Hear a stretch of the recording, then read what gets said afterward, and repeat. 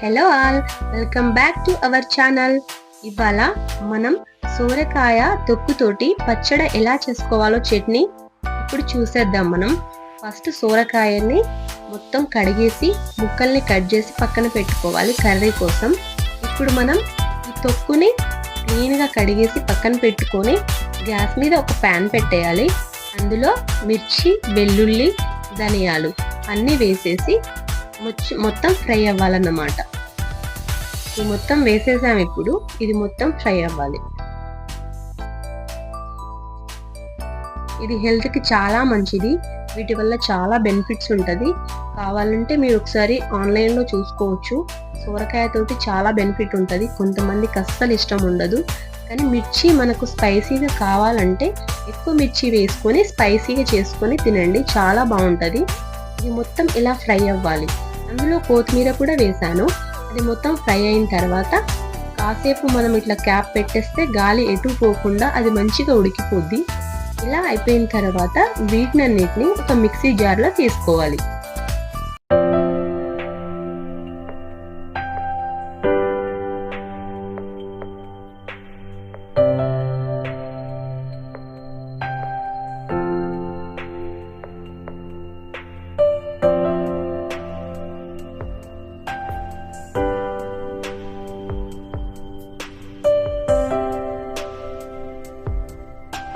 ఇప్పుడు ఒక మిక్సీ జార్లో తీసుకున్న తర్వాత ఇంకొక అదే ప్యాన్లో కొంచెం ఆయిల్ పెట్టేసి ఇప్పుడు మన తొక్కు ఉంది కదా సోరకాయ, దాన్ని దాంట్లో వేసేయాలి. ఇది వేసేసిన తర్వాత ఇప్పుడు ఇది మొత్తం మంచిగా ఫ్రై అవ్వాలి. ఇలా ఫ్రై అవుతున్నప్పుడు మనం ఏం చేయాలంటే ఇందులో చింతపండు వేసుకోవాలి. చింతపండు శుభ్రంగా కడిగేసి మనకు కొంచెం లైట్గా తీసుకోవాలి. నేను చూపిస్తాను, ఇంకా తీసుకోండి సరిపోతుంది. తొక్కు మొత్తం మంచిగా ఫ్రై అవ్వాలి.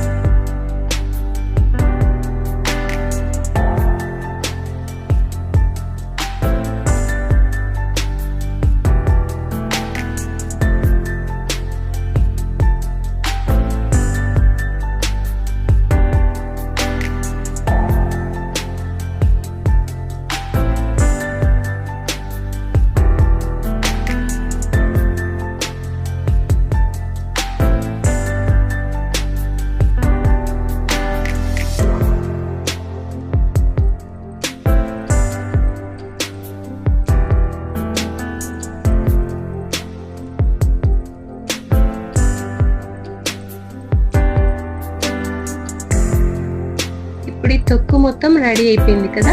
ఇప్పుడు ఈ మిక్సీ జార్లో ఆ తొక్కుని వేసేయాలి. ఇందులో సాల్ట్ వేసుకోవాలి. సాల్ట్ వేసుకొని మొత్తం మనం మిక్సీ పట్టేస్తే ఇలా చట్నీ రెడీ అయిపోతుంది. ఇది చాలా హెల్త్కి మంచిది. ఇలా ప్రిపేర్ చేసుకున్నాం కదా సోరకాయ తొక్కుని, ఇది బాగుంటుంది. ఇలా వచ్చింది లాస్ట్కి, చూడండి చాలా టేస్టీగా ఉంటుంది, హెల్త్కి కూడా చాలా మంచిది. ఇప్పుడు మనం సోరకాయ కర్రీ కోసం సోరకాయ ముక్కల్ని కట్ చేసుకొని తీసుకుందాం. ఆనియన్స్ కూడా కట్ చేశాను. ఒక ప్యాన్ పెట్టేసి ఆయిల్ పెట్టేసి మన ఆనియన్ ముక్కల్ని వేసేసాను. మొత్తం ఆనియన్ ముక్కలు ఫ్రై అవ్వాలి.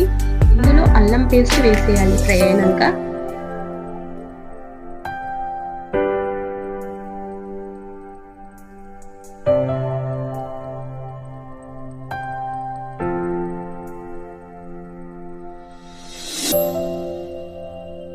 ఆనియన్స్ మొత్తం ఫ్రై అయినాక ఇప్పుడు మిర్చి వేసుకుందాం.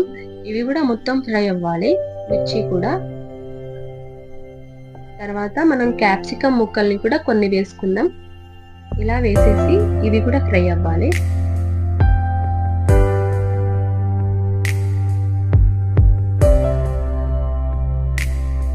ఇవి మొత్తం ఫ్రై అయ్యాక ఇప్పుడు సోరకాయ ముక్కల్ని దీంట్లో వేసేద్దాం.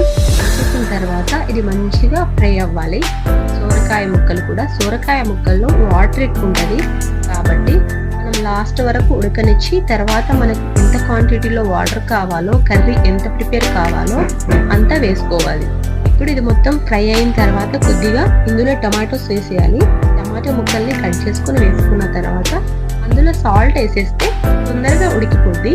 టమాటో వేసేసా అండ్ సాల్ట్ కూడా వేసేసా. ఇప్పుడు ఫ్రై అవుతూ ఉంటుంది. మూత పెట్టేసిన తర్వాత 5 మినిట్స్కి ఇలా రెడీ అయిపోయింది.